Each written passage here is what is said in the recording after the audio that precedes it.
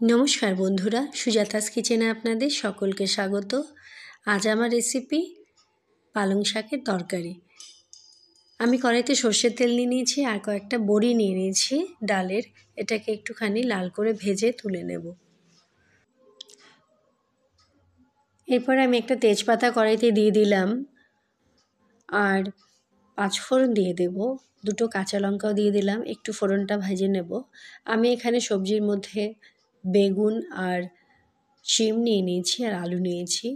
আলুটা ডুমো করে কেটে নিয়েছিলাম। এবার আলুগুলো দিয়ে একটু ভেজে নেব। হালকা করে আলুতে যখন কালার আসবে ততক্ষণ অবধি আমাকে ভেজে নিতে হবে। এরপর আমি শিমটা এর মধ্যে অ্যাড করে দিচ্ছি। শিমটাকেও একটু ভেজে নেব। টুকরো করা বেগুনগুলো দিয়ে দিলাম। বেগুনটা একটু পরে দিতে হবে কারণ বেগুন খুব তাড়াতাড়ি গলে যায়। আপনারা যদি মনে করেন আরও অন্য সবজি এর মধ্যে অ্যাড করতে পারেন। আজ আমি বেসিকভাবেই করলাম। 3টে রসুনকে আমি একটুখানি হাতে জাস্ট ক্রাশ করে নিয়েছিলাম, সেটা দিয়ে দিলাম।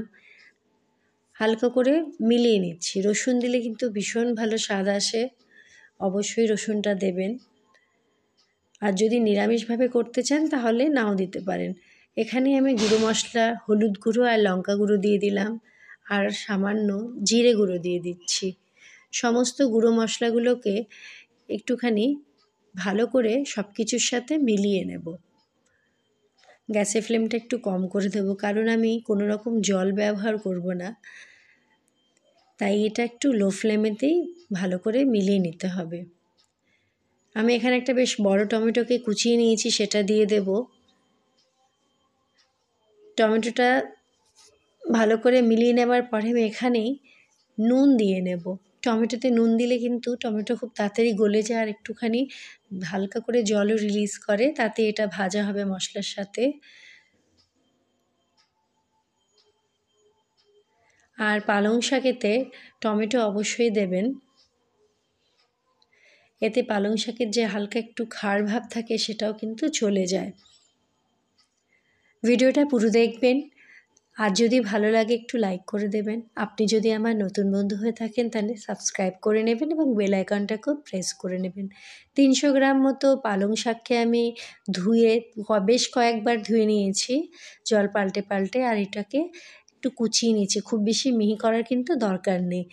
এমনিতেই পালং শাক খুব নরম হয় আর তাড়াতাড়ি গলে যায়। এবারে সমস্ত সবজির সাথে এটাকে মিলিয়ে দেব আর একদম গ্যাসের ফ্লেমটা লো করে আমি ঢেকে দেব। এতে কি হবে, পালং শাক যতটা গলবে এবং তার জলেতেই সমস্ত সবজি খুব ভালোভাবে সেদ্ধ হয়ে যাবে। মাঝে মাঝে একটু খুলে নেড়ে নিয়েছিলাম। দেখুন আরেকবার আমি দেখে নিচ্ছি। আমার মোটামুটি পালং শাকটা অনেকটাই গলে গেছে, তবে আরেকটু সবজিগুলো সেদ্ধ হতে হবে। আবারও খুব ভালো করে নেড়ে চেড়ে নেব।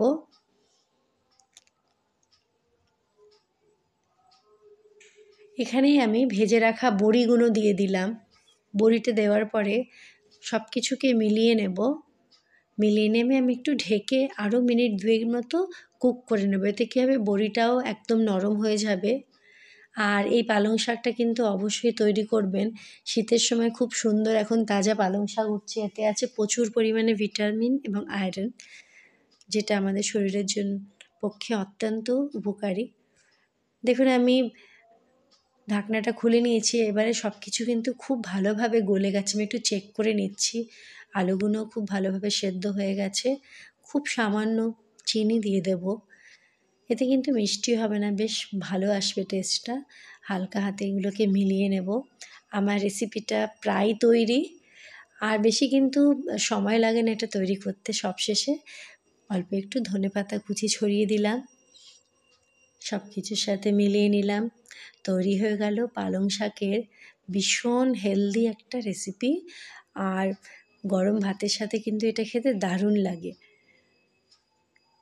সব কিছুকে আমি মিলিয়ে দিলাম। গ্যাসের ফ্লেমটা এখানেই অফ করে দেব আর কিছুক্ষণের জন্য আমি একটু ঢেকে রাখবো, তারপরে এটাকে আমি সার্ভ করে নেব। ভিডিওটা পুরো দেখার জন্য অনেক ধন্যবাদ এবং আপনারা সকলে খুব ভালো থাকবেন।